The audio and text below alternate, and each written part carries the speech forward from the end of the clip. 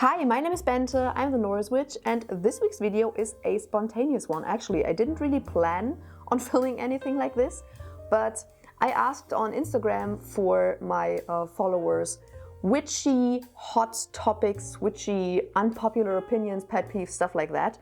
And I initially planned on just commenting on them on Instagram, but I got so many good ones that I decided to make a whole separate video on it.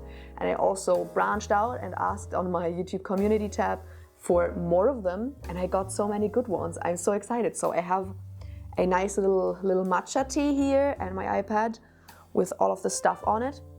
Let us blind react to it. But a little disclaimer before I start, because of course these are hot takes and unpopular opinions. So of course there will probably be a lot of stuff that you disagree with. Please just be respectful. We are allowed to have different opinions. I will also be respectful of that. Feel free to discuss in the comments. That is the point of this video. Let's just try to keep it humane.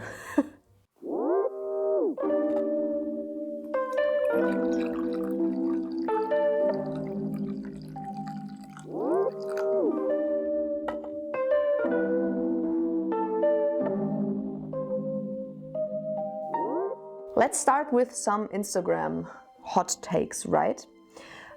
First one already. Sometimes gatekeeping is good. Yes, I 100% agree with you. I actually filmed a whole separate video on this topic. I also think gatekeeping sometimes is good. Gatekeeping sometimes is necessary because, for example, some more advanced things just shouldn't be jumped into by complete beginners. Some things are just closed and gate kept because they're closed practices for a good reason. So yeah, I definitely agree with you. And honestly, I feel like there are not a lot of people left who feel like gatekeeping is completely and 100% evil and bad. At least I didn't really get that many comments about that on my video. So at least it seems like most people are now a little bit aware of the nuance in the topic. I work mainly with Norse gods, but I do work with Poseidon too, but I still call myself Norse pagan. I mean, I guess that's fine. I've actually never thought about that. I think there are quite a lot of people, also creators online, who mainly work with Norse deities, but also with like one or two deities or spirits from other traditions. But I mean, if you're still mainly focusing on the Norse path, then why not call yourself still Norse pagan? I don't think that anyone would be mad about that. I mean, of course, there will be some Norse pagans or whatever pagan path or pagan tradition that don't believe in any other pantheon existing. But I feel like that's not that many. For example, I also believe that all of the other deities exist. I just prefer to work with the Norse ones. That's why I selected those. I feel like that's totally fine. I don't even believe that's that much of a hot take. Okay, this one's German, and I know that some people want to hear me talk German, so I will read it in German and then translate it to English. Eine Ritualkerze muss kein Tischfeuerwerk sein, nicht zu viel brennbarer Shishi. So basically a spell candle or a ritual candle doesn't have to be loaded with herbs and stuff because it will just go up in flames, and that's just not necessary. And I totally agree with that. You don't have to cover your candles in herbs, especially if it is self-standing candles, so I know pillar candles and taper candles and things like that. In 7-day candles it's a little bit safer because the glass, of course, will keep the flame inside, but also not all candles are high quality candles, so not all glass is high quality glass. So there's a possibility that 7-day candles can explode if they get too hot because the fire is just too hot. And yeah, you don't need like a kilo of herbs. A little sprinkle of herbs does the same trick. I mean, it looks aesthetically pleasing. I also really like the look, but I have learned myself also that too many herbs in candles or on candles is not a good idea. Another German one. Glitzer in Kerzen und Hexenfläschchen und Co. ist völlig unnötig und umweltschädlich. So glitter in candles and in spell bottles and stuff like that is unnecessary and yeah, environmentally unfriendly, basically. I mean, there is biodegradable glitter, so you can do it environmentally friendly. And I personally feel like in some cases it makes sense. So for example, if you do something for like glamour magic or things like that, I feel like there it would make sense, but apart from that, I also personally wouldn't use glitter. Apart from glamour magic, I spontaneously don't see a reason why, apart from it looks pretty. But spells don't have to look pretty. For glamour magic, a spell looking pretty makes sense, but apart from that, I don't know. But yeah, definitely, if you want to use glitter, please use biodegradable glitter. I know it's less accessible and a little bit more expensive, but the earth will thank you. Witch Talk isn't a good place to get all of your information. You need to look other places too. 100% agree. In my opinion, Witch Talk is a horrible place to start out. Especially like, maybe like if you have read a couple of books already, maybe, but nobody should ever use only Witch Talk. That's a very bad idea. Ooh. Nothing of this is old. Most of it comes from a time less than 60 years ago. Sue me. A lot of people will be unhappy to hear that. Maybe I agree to like 60%, because it completely depends on what you do. If you are, I don't know, maybe more of a, like, let's say modern witch or like a Wiccan or whatever. So most of the things out there will be very, very modern, because a lot of them are inspired by Wicca or by the Golden Dawn and like modern practices from like maybe starting the end of the 19th and then into the 20th century. So pretty modern. But I mean, there are practices that are older than that. I mean, a lot of people are very much into folk magic now, and a lot of folk traditions are very old. I feel like a lot of modern practices influence the older practices, because of course that's just how things go. And a lot of the times you just don't have all of the resources and all of the information that you need to practice older traditions 100% accurately. So you have to kind of fill in the gaps with modern practices. But I feel like there is still practices left that are more than 60 years old. But yeah, in a lot of cases, this will probably be correct. Although a lot of people don't want to admit it, but a lot of stuff that we do is very modern. I hate the term baby witch. I think most of elder witches use it to feel superior and to gatekeep. I'm not bothered by that term. I don't know. I know a lot of beginner witches or newer witches who call themselves baby witch too. Of course, it can be used in a patronizing way. Of course it can, but I don't feel like that's the case most of the times. I don't know who started it. I would like to know who started calling beginner witches baby witches, but I guess it just depends on the person who uses the term. This is one that probably a lot of people nowadays will agree with. The rule of three isn't true if you don't believe in it. And I agree. I don't believe in the rule of three. I don't know. Three is I know that three is an important number in a lot of practices and traditions, but it's so random to say like everything comes back to you threefold. Why not 4 or 5 or 6-fold? I think it's, yeah, a little bit random. And I mean, I don't think that the universe works mathematically like that, if you know what I mean. I personally believe that when you do something, you are causing something else to happen, and at some point it will ripple effect back to you. But I don't think that it will be exactly 3 times, because that's a little bit random to me. Oh, this one is a good one. People who think they're having a more than platonic relationship with deities are crazy. So this person is probably relating to god spousing and people who claim that they're having sex with deities. I don't 100% agree with this.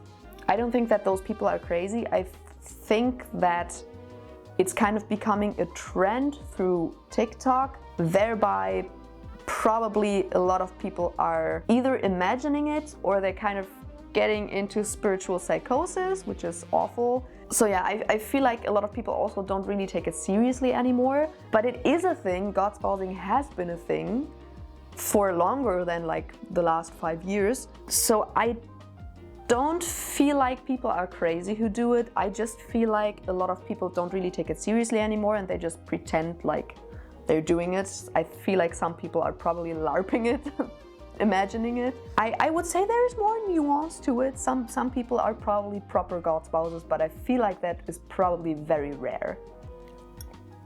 Oh, that's actually one that I very much agree with. Spell work is overrated. Like, I love being a witch, but I rarely cast and I feel great about it. Agreed. Agreed. Everyone who has seen my weekly vlog knows that I have cast 0 spells in that week, and I cast spells so rarely. And actually, the more and the deeper I get into deity work and spirit work and stuff, the less I cast spells. I don't know if you would say that my money bowl counts as a proper spell. I don't know, but I cast spells so rarely. First of all, I have to admit I am very lucky. I don't really have a lot of reasons to cast spells because I am pretty content with where I am. So that is just something where I'm very lucky. Probably if I was less fortunate, then I would probably also cast more spells, but I don't really cast spells either. Like, I do, but not that often. Like, some people cast a spell every week and I'm like, woo, no, maybe once a month. And I don't feel like that is that necessary. There are more things to being a witch than casting spells, because not everything you do is casting spells. I know some people would refer to, for example, meditating and then visualizing something while meditating as casting a spell. To me, I don't know if I would call that casting a spell anymore. And if I, for example, petition one of my deities or spirits, the ones I'm working with, I also wouldn't call that a spell. So you can do a lot of magical stuff without necessarily casting spells specifically. And I don't really do that often anymore, to be honest. Ooh, tarot cards are a channeling medium, not the entity giving you answers. That will highly depend on your beliefs. Because, for example, I am a hardcore animist and I believe that my tarot decks have a spirit themselves. So it is possible that they give me the answers. But I feel like they also can be just a medium. Because, of course, the spirit of the tarot cards can kind of be the channel through which you get the information from another entity. So if I would use my tarot deck as a medium to communicate with a spirit, for example, then it is totally possible that, of course, that spirit that I'm communicating with gives me the answers, and the spirit of my tarot cards is the channel through which I get the messages. I don't know if the spirit of the tarot cards then communicates with the spirit that I'm communicating with. Possible, I don't know. But I feel like both is possible. And of course, if you are not that much of an animist, then you probably won't believe that your tarot cards have a spirit themselves. So of course you would see your tarot cards as a medium only, which is totally fine. But I personally believe they can be both. And I work with them as both, and it seems to work fine. So just because you dabble with crystals, incense, and positive energy, you aren't doing witchcraft. I totally agree, because witchcraft is something very specific. Witches historically did specific things, and not everything that kind of manipulates energies is witchcraft. It always depends, of course, on your own definition for what witchcraft is, and maybe you could see it more broadly. I feel like historically witchcraft was more than just a general term for pushing around energies and manipulating them. Maybe working magic could be defined as just pushing energies around and manipulating them to get a specific result. But I feel like witchcraft has been something more specific than that. So I personally agree. Oh, this one. Oh my, I love this one. Anger is a powerful tool / motivating factor. It doesn't always have to be love and light. I couldn't agree more.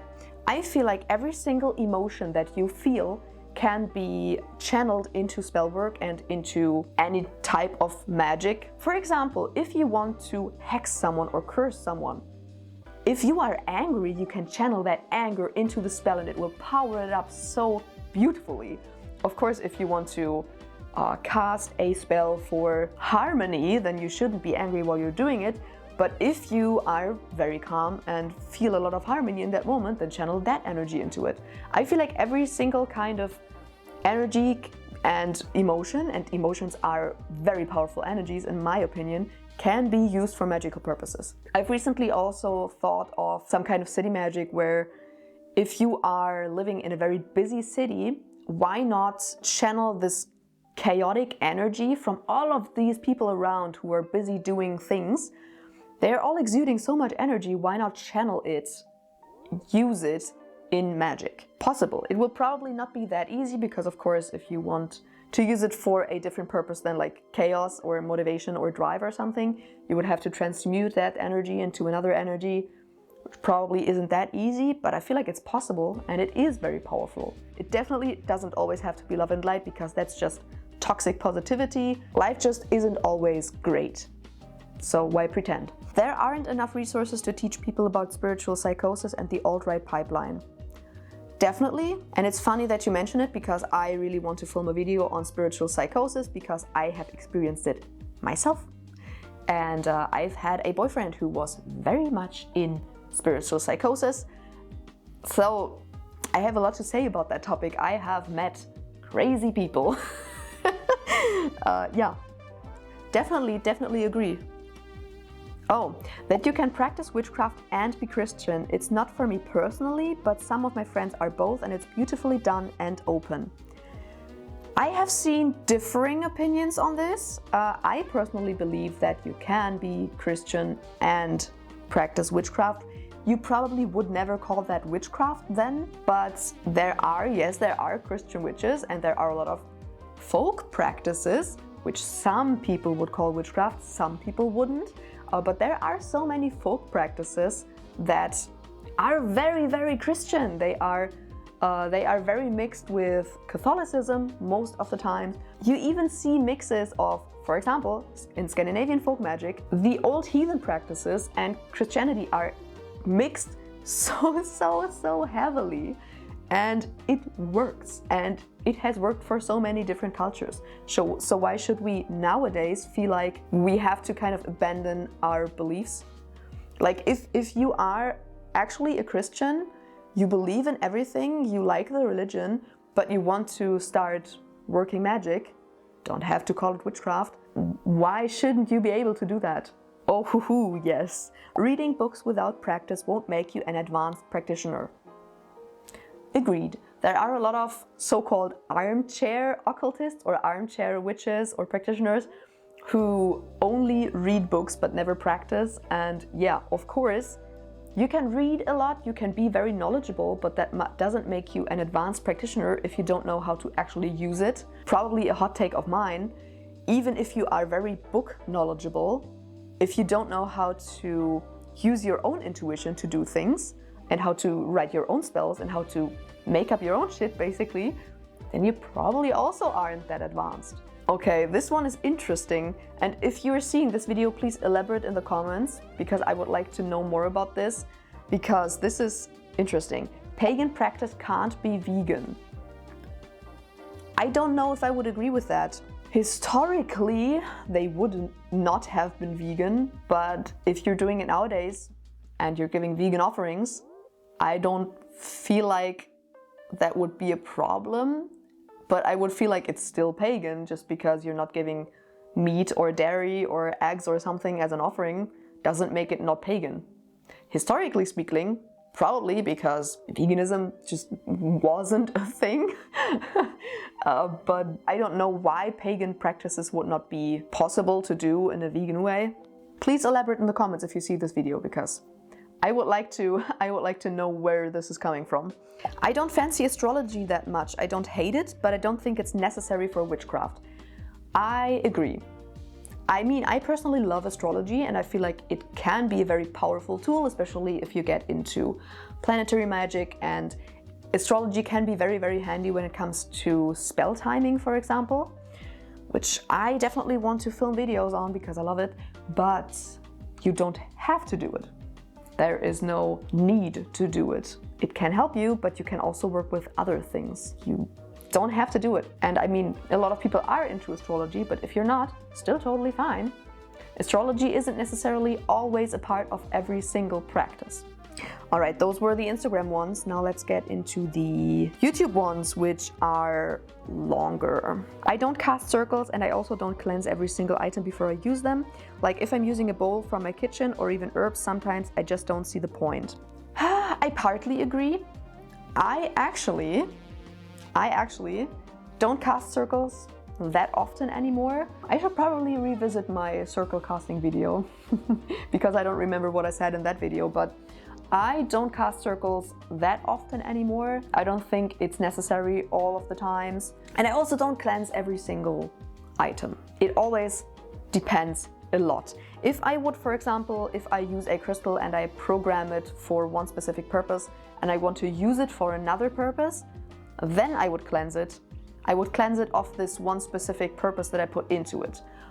But I don't always cleanse every single thing that I get, because I always feel like, for example, if I get a tool or something, I feel like I would sense it if it had anything very negative attached to it.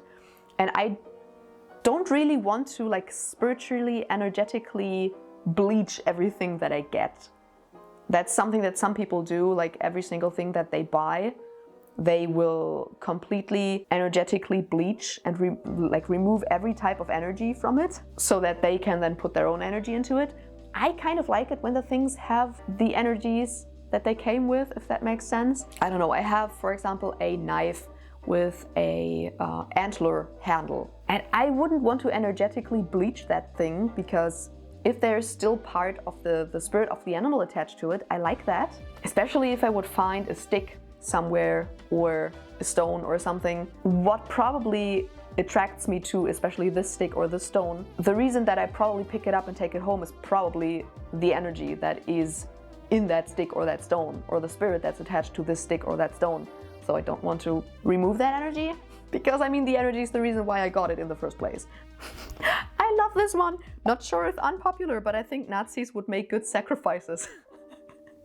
Let's start sacrificing Nazis to the gods. Mine is that menstrual blood should be used in the same way as urine or feces. Once it is exiting the body, it is waste material and it should be used as such. Probably going to get some flack for this, but that's okay. I feel like it can be used, for example, like urine, as a tag log for the person, but I wouldn't necessarily see it as waste.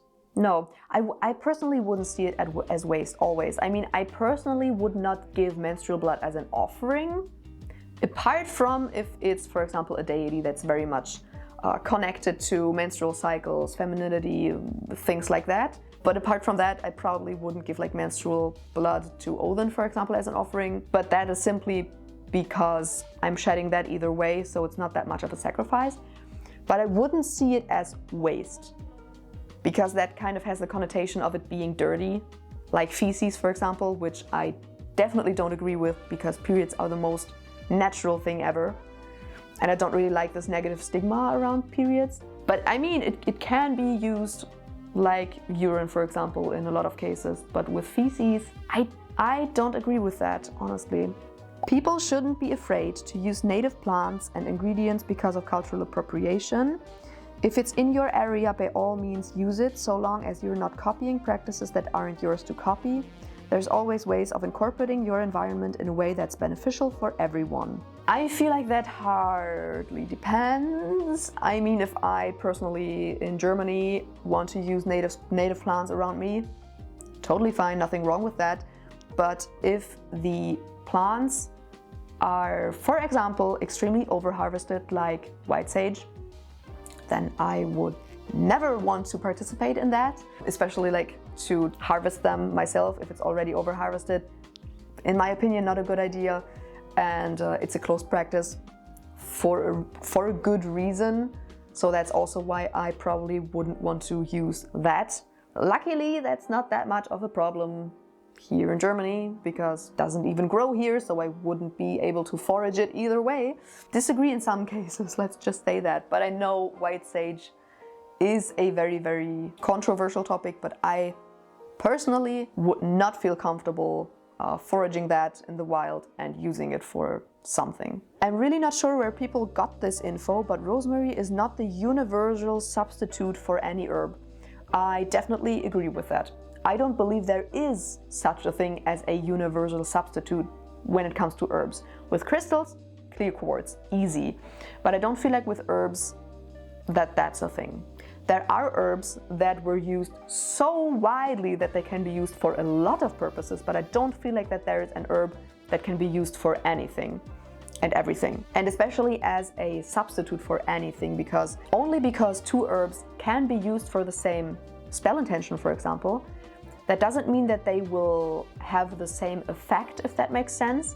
Because there can be, for example, a very fiery herb that can be used for love, and also a very watery herb that can be used for love.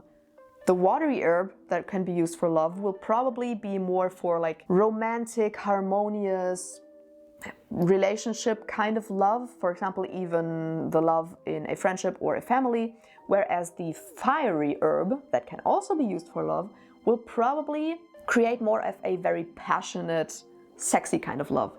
Those are two different things, so just because both can be used for the intention to draw in love and promote love, that doesn't mean that they will do the same thing. So yeah, I agree, rosemary is not a universal substitute for any other herb. I like this one. Not sure if unpopular, but I hate when people say you should release a deity after commutation? Is that the word? After communing or communicating and doing spells with them, it just seems arrogant and insulting to think a human would have the power. I guess it's best to be safe than sorry, but just doesn't sit right with me. I hope I don't insult anyone, it's just a pet peeve. I personally would agree with that actually, because I don't really feel like you can command a deity in and you can't command a deity out. You can ask them to come in and you can ask them to leave, or you can tell them, I'm done with the spell now, so feel free to leave if you want to. But I don't feel like you can just easily kick them out. I feel like that's just not a thing in a human's power. I don't know, there will be probably a lot of people who will disagree with that, but if I would, for example, cast a circle and I would want to work with a deity in the circle, I would ask them nicely and respectfully to come into my circle and to commune with me. And then in the end, I would tell them that they are free to leave if they want to, but they can stick around if they want to. But I wouldn't feel comfortable trying to kick them out. So I would agree with that. But I feel like that's actually controversial, because I feel like there will probably be a lot of people who feel like they would be able to kick a deity out, basically. Ooh, all of the paraphernalia, the crystals, candles, cards, sage, athame, robes, etc. are unnecessary to work magic. They put you in the right frame of mind, but they are still extraneous. You don't need chalk or an athame to make a circle and charge it. You can do it all in your mind. I kind of agree with it, and I kind of don't agree with it. Because the thing is that, yes, some people might be able to do everything just in their minds and just by kind of manipulating energies with their own energy, but it is very hard to do that, and I don't feel like every single person can do it. Everyone could maybe get to some specific point, but not everyone is kind of born with a gift for it. So while I feel like it is possible to work magic without any tools, I feel like it is harder and not everyone will be able to do it. I've done it once and it's not easy. It's not, you need so much focus to do that. Oh my. And if you then, for example, also can't visualize or can't focus for a long time, that will make it even harder. So kind of agree and kind of disagree. It just depends on the person, I feel like. Uy. Yeah. Cleansing with sweatshop crystals and dollar store incense sticks is probably not that effective. Ooh, yeah. I feel like crystals are a very, very difficult topic in general. If you get very, very cheap crystals and they were They were sourced very unethically, harming the environment, harming the people that are sourcing them, because in a lot of cases it's children working there, or it's people working there without any protective measures, so it's very, very, very harmful to the people too who are sourcing these crystals. So if you're getting crystals that are not ethically sourced, if you're getting some from AliExpress, for example, that's of course like the worst thing you can do. All of the unethical things that happened to these crystals, this energetic imprint will be in these crystals, and you will have to heavily cleanse them before you can use them.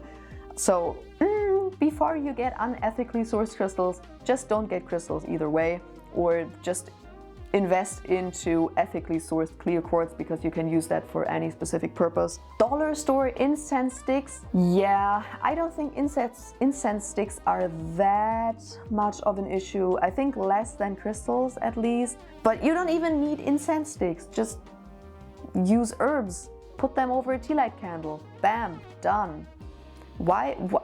You don't even need incense sticks. Like, I know they're convenient, but tea light candle, little sieve, herbs on top, done, perfect. And then you can use whatever herbs you want for any purpose. I feel like that's much more fun either way, because then you can mix your own incense.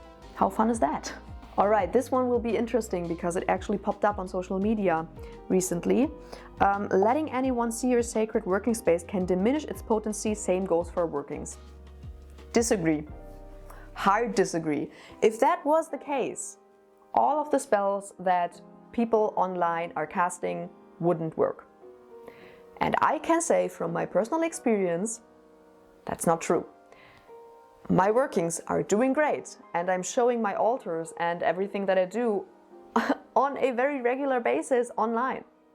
And it still works. I don't know where people are getting this, you can't show your altar space online, or you can't show your spells online from. I don't get it.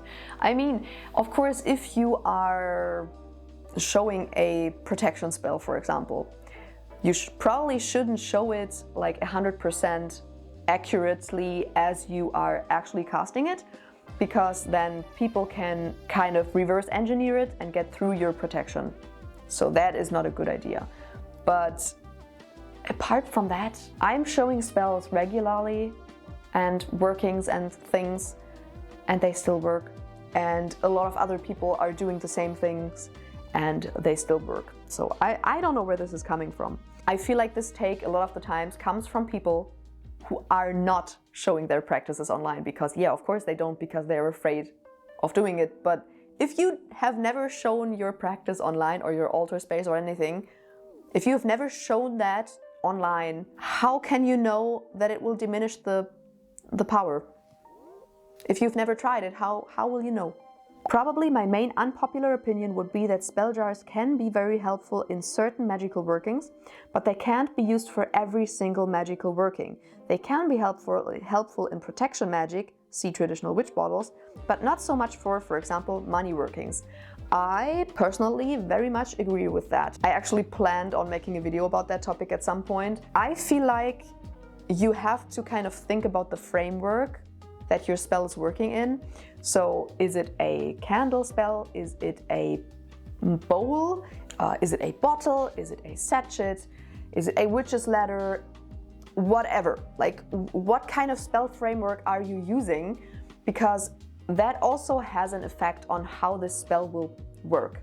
So for example, with a spell bottle, what does a bottle do? A bottle contains things. It holds things.